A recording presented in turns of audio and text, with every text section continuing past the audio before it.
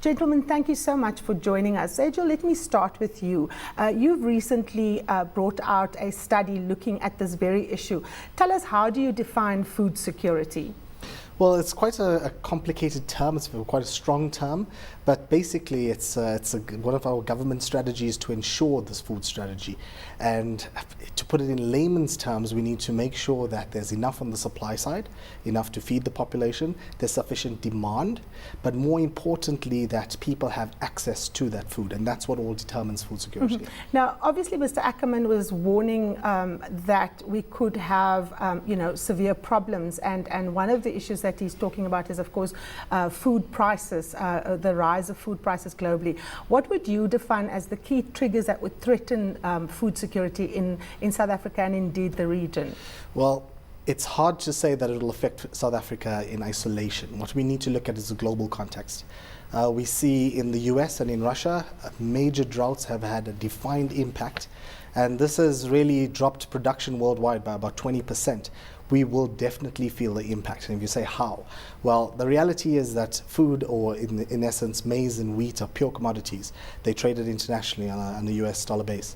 So once there's a shortage worldwide, the price automatically spikes, and that makes it more expensive locally. So we need to be careful that we're not trading at levels that are not what South Africans, the average South African, can afford. Mm-hmm. Now, Mr. Jumbe, let me bring you in here. Let's paint the picture, SADC wide. Now, Mr. Ackerman speaks here about the fact that neighboring Lesotho is already in dire straits. According to the World Food Programme, the tiny country's maize production fell by 77% this year, and its wheat harvest was halved.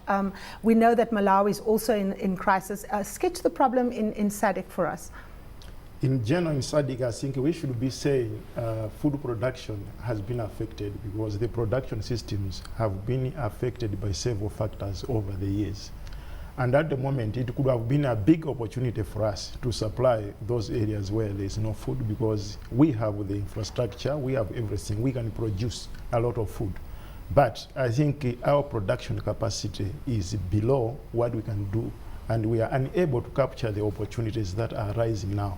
I would want to take it as an opportunity for the farmers in the southern region of Africa to produce, and we have the capacity. But what has happened over the years, you would remember, I think we have gone through the World Bank Adjustment Program in the 1980s. The Structural Adjustment Program. Yes, of the World Bank. That time, I think it made the systems that we were producing under those times to change.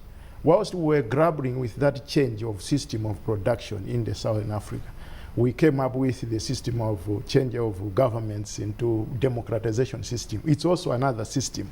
All these, when you put them together, they have taken a lot of time for the governments and the production systems to grab with. In the interim, we were not investing in production, and therefore the investment in agriculture is very low. And if you look at all the countries, you will see that the contribution of agriculture on GDP is going down. Mm-hmm. I will give an example of Malawi, where I'm coming from, where the production, we used to contribute 40% to the GDP. Now it's at 26%. And many other countries, it's as low as 10%. Mm-hmm. This has made us to have no capacity to produce even for ourselves. Mm-hmm. But in our case for Malawi, we have food within the country. The problem is distribution. Okay, that's the situation in Malawi. Mr. Ackerman identifies one of the major problems in South Africa as the fact that we're producing a lot of food, but we're exporting it, and South Africans are not having access to food. Why is that situation obtaining, Saijil? Well, it's not that there's not enough food for local South Africans. He's more alluring to the fact of access. Mm-hmm. But before we get to that, we need to understand that South Africa is running at a surplus in terms of our output, our production. But although the entire world, if you look at globally, there is a vast reduction in their output. So we need to supply into these markets. And once you have a reduction in supply globally and an increase in that demand, it becomes very profitable for our local farmers. Mm-hmm. So at the moment, short term, it's very, very profitable to be in maize and wheat and other, soft commodities. However, saying that, it automatically pushes the prices up, and I think that's what he was alluring to. Mm-hmm. And that's where you have a problem, because access now to the food becomes a cost factor. It's no more a problem of is there food available. Yes, locally maize is still a staple food. We will still have access to it in terms of it'll be available to us. But can every South People African afford it? That would be the question. Now, the question of affordability is, of course, central, particularly if we look at the kind of industrial action that we've seen. We've just spoken about the truck drivers that's demanding double-digit increases because workers are feeling it in their pockets.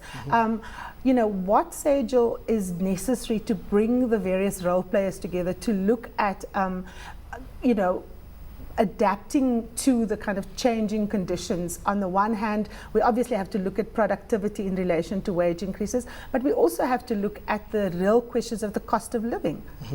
Yeah, one of the key factors is the increasing fuel prices. You know, that is already going to be passed on to the consumer, so food automatically goes up. Once again, the droughts internationally, food's going to go up.